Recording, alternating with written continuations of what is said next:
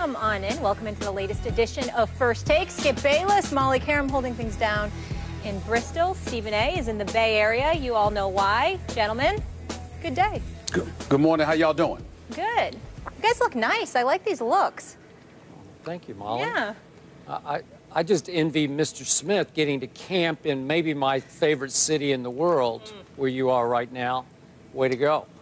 Yeah, it's your favorite city in the world, not mine. If I had to pick a spot to be in California, trust me, it would be southern. It wouldn't be northern. Really?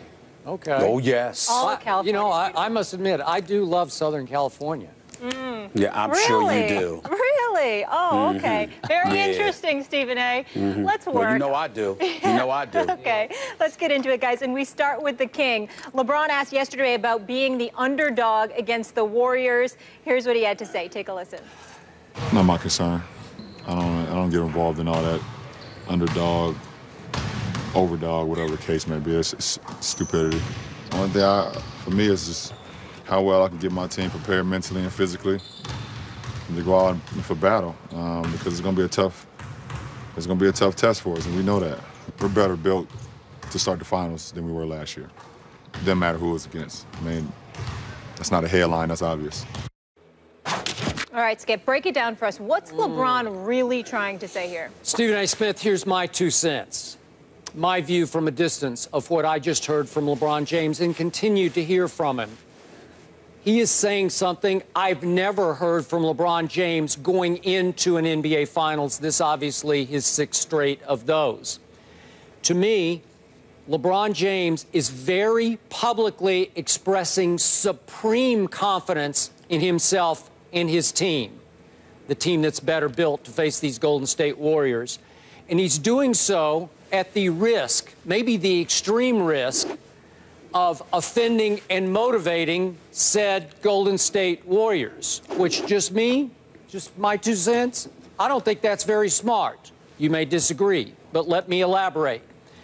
LeBron James is now saying it is stupidity for the odds makers to favor a team that, as we all know, won a record 73 games, a team that we just witnessed come from 3-1 down to win the much more difficult Western Conference against, as we all know, an extremely dangerous and very talented Oklahoma City Thunder team.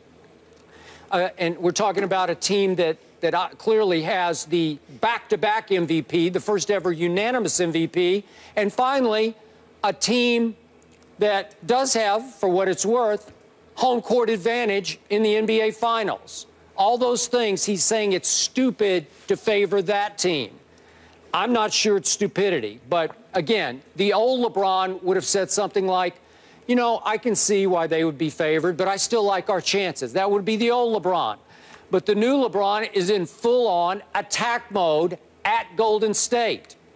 And he's basically saying that, as we all know, he said that Steph's unanimous MVP award was, by his definition, he was saying that he gets it. He conceded that Steph was the best player this year, statistically, but that maybe Steph wasn't most valuable to his team. And as you recall, a couple of weeks ago, I interpreted that that LeBron was saying, hey, I'm sorry, I think I was more valuable to my team than Steph Curry was. Then he went in full-on attack mode on Steve Kerr by saying that Terry Stotts flat out deserved Coach of the Year over Steve Kerr. Wow. So that's 2 for 2. You went after Steph and the award, and you went after Steve Kerr and his Coach of the Year award. And again, big picture for me, Stephen A., King James is not ready to buy into the crowning of Steph Curry as the best player on the planet, nor is he willing to pay even an ounce of respect to what Golden State has earned so far, which is obviously 1 championship against a LeBron team without Kevin Love, as we know, and without Kyrie after Game 1 of the NBA Finals. So, to me, this is a new guy. I'm intrigued by this guy. I love it for our sake that it's great build-up, pre-finals hype for us. But again, this Golden State team is not to be trifled with, especially Steph Curry. And I think LeBron, in this case, is biting off more than he should be able to chew. I think you're being utterly ridiculous on this matter, to be quite honest with you. Let me start out saying that. And the reason I feel that way is because you're acting as if somehow, some way, the Golden State Warriors are going to have mercy upon LeBron James. If somehow, some way he speaks glowingly about them, respectfully about them, that he doesn't do anything to agitate them or whatever the case may be. These are the NBA Finals. There is a championship on the line. And if there is a team that is merciless when it comes to the opposition, it is the Golden State Warriors. When they get going, they get going. And when they hit you with haymakers via three-pointers, of course. This is just what they do. And so they're not going to have any mercy upon LeBron James because he speaks eloquently and he says the right things and he goes about doing things the right way and all of this other stuff. Not to mention the fact, four-time league MVP, two-time NBA champion, somebody that basically by himself with little to no help to speak of still averaged 35, 13, and I think 7 in the finals last year and managed to win 2 games against this team. And so it's one of those situations where not only did you have to live with the specter of not having a Kevin Love, not having a Kyrie Irving, being undermanned against this juggernaut from last year, but they come into this season, not only do they blow you out on your home court, but in the midst of their terrific season at 73-9, an all-time record, all we've been hearing about all year long are the Golden State Warriors, how lethal they are and what they do to one opposition after another. If you're LeBron James and you've got any kind of metal inside of you, you're going to get tired of hearing that. So you talk about trifling with somebody or messing with somebody or whatever the case may be. I'm sorry, when you're the opposition, you're supposed to be willing to do anything. If you're as great as LeBron James has been, you're certainly supposed to display something that says you ain't backing down to a damn soul. They're coming, well, here you come too. Let's get it on. That's what it's all about. I know you said you like that, and I respect that part, but at the same time, it's like this notion that we've got to worry about what we say about people or whatever the case may be. I think that's applicable to coaches when it comes to talking about opposing players because, again, you don't have to go on the court and play against them. So if you're, for example, like Jeff Van Gundy back in his days when he was coaching the Knicks, to mess with Michael Jordan, well, then that's a little bit different because you're not on the court to do anything about it. But if you are a player, particularly a superstar elite player, the likes of LeBron James, and you want to talk, well, you talk away. You talk all you want to talk because you're the one that's going to be on the court in a position to back it up as opposed to hoping that somebody else does it for you. So I really don't have any problem with it. It doesn't bother me at all. I like it. It makes me elevate my level of confidence in LeBron James. Maybe not to the point where I'm going to pick them. I haven't decided that yet. We'll find out tomorrow. But nevertheless, it's one of those situations where I want to see this from champions. And I want to see this from championship contenders. I say it all the time, quoting my man, the nature boy, Ric Flair. To be the man, you've got to beat the man. Golden State, they're the men right now. Cleveland is coming. I have no problem with it whatsoever. I welcome it. That kind of banter and chatter, whatever the case. And in terms of talking, saying this stupidity, in terms of prognosticators, well, he's supposed to feel that way. But obviously, it's a very, very big deal because prognosticating is a multi-billion-dollar industry that is gambling, okay? And so then you have, whether it's literally gambling, it's fantasy football and basketball, it's a host of other different things. The bottom line is it's a moneymaker. He needs to get over that, but I don't blame him for feeling the way that he feels, just like I don't blame any other player for feeling the way that they feel because we're not the ones that have to go out there and perform. They are. And if you're predicting somebody's going to lose, and somebody's not the favorite, and somebody can't win, and I'm the guy that's got to go out there and perform, and you're predicting that I'm going to lose, I got a problem with you, too. I'd call you an idiot myself, meaning any of us, not you, but any of us. Okay. I think you're misapplying the Ric Flair line here. To be the man, you have to beat the man. LeBron is saying they ain't the man. I'm still the man. We are still the man. He's saying well, I think he's saying him instead of we. Okay, that's fine. I'll give you that. Okay, but my point to you is, my question to you, do you think Golden State deserves to be favored, even by a little here? Yes. Yes. I mean, anybody in their right basketball mind would say, yeah, Golden State deserves to be favored by whatever. What are they, a 5.5-point favorite tomorrow night in Game 1, whatever it is for the series? Okay, you could say they're almost a prohibitive favorite in the eyes of many, including BPI, but whatever.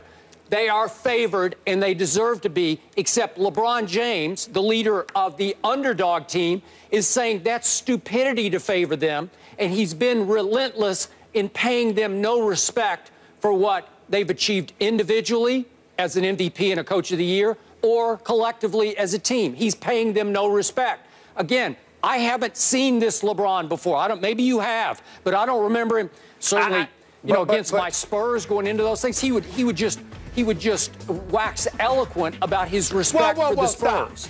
Stop. Here's the difference. You can't use that as an analogy, and here is why. Because even though the Spurs were an elite team, they're quiet, and they quietly go about the business of just doing them. And they display profound respect for the competition. They're never dismissive of anyone. But more importantly than that, and you are the absolute most qualified person in all of media to validate the point I'm about to make. No matter how great the Spurs are, they are underappreciated until you have no choice but to appreciate them. The Spurs the Spurs are an afterthought until they're literally in your face and you have to deal with them. No one on the planet, not even the Spurs, complain about that reality more than Skip Bayless. So if you are LeBron or anybody else, that's entirely different. Of course you show them the respect because you too recognize that they're not rewarded and celebrated nearly as much as they should be. In the case of Golden State, even though they're the champions, you got to understand why somebody like LeBron will look at them and say, well, wait a minute. They deserve props, but my God, look at how y'all just gloss all over them. He's saying. I mean, I agree.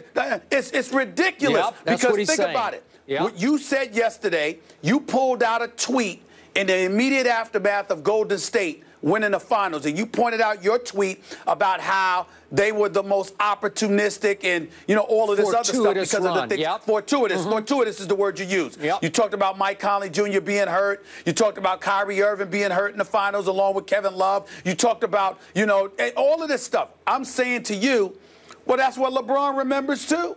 LeBron remembers how fortuitous their run was last year, especially against himself. So the fact that they've been celebrated to the degree that they have been celebrated, having not won the title yet, he has every right to feel that way. He just has to do something about it now that he's in this position. But I don't blame him for his stance.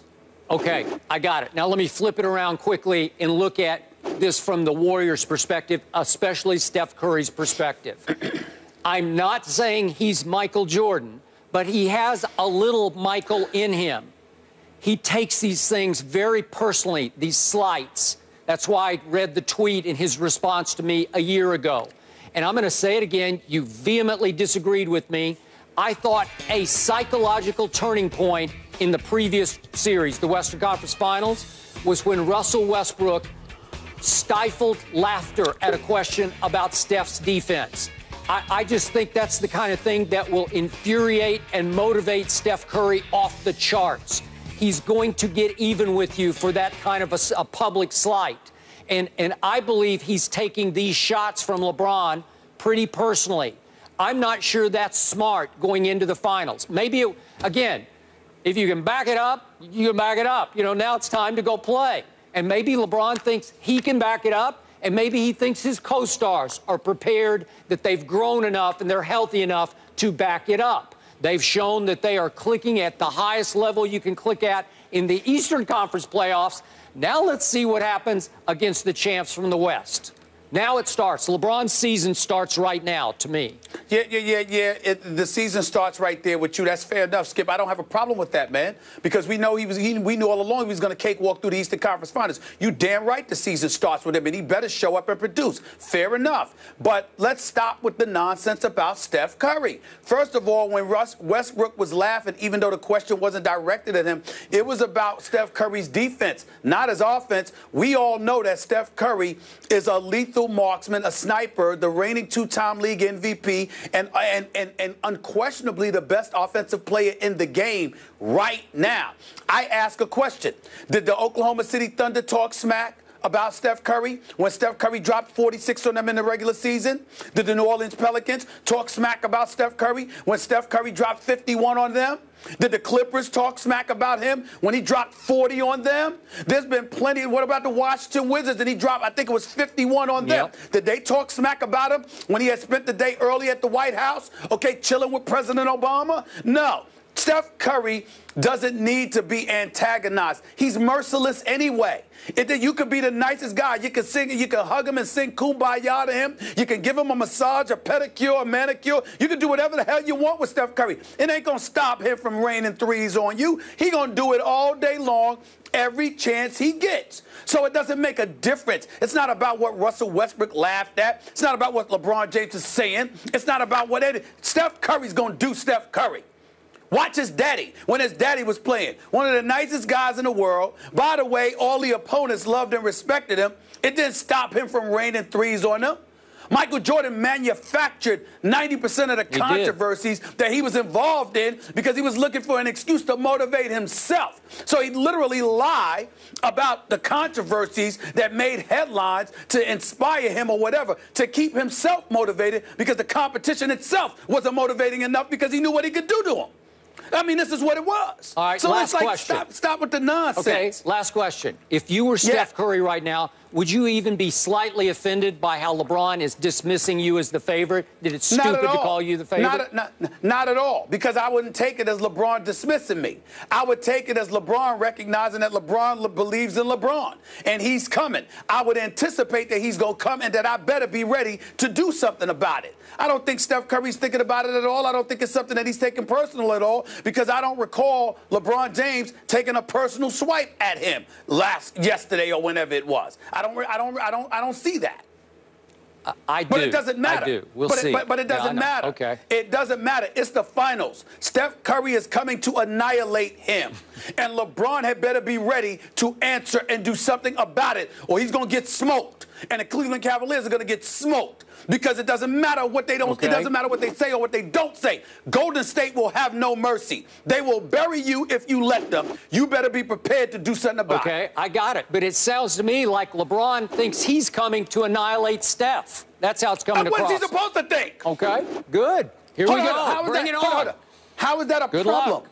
How is that a problem? I just don't think it's smart. These guys, they only won 73 games. Please. That's all. Why am I even talking to you about this? You're the same guy. You're the same guy that would have somebody kidnapped if it could lead to a Spurs victory. I mean, why am I even talking to you about this stuff? Yeah, why even waste my time? That's not true. My guys always get hurt before the biggest games. Oh, please. You'll sit up there. If you could sit there and untie somebody's shoelaces and have them twist their ankles so the Spurs could win, you do it. If somebody could mess with their food and make them sick before a game against the Spurs, you would do it. I mean, why am I talking to you about this? I'm still convinced that you got to the referees before Game 5 of the Spurs-Thunder series, because those two calls cost me a championship in the last minute of that game. Those two non-calls. No, you know what cost you a championship? Age and LaMarcus Aldridge. That's what cost you a championship. Age and LaMarcus Aldridge. Next question. Thank you. Steph on LeBron saying he's been to the final 6 times. I won't be thinking about that on the court, but afterwards you can appreciate the star power and the level of basketball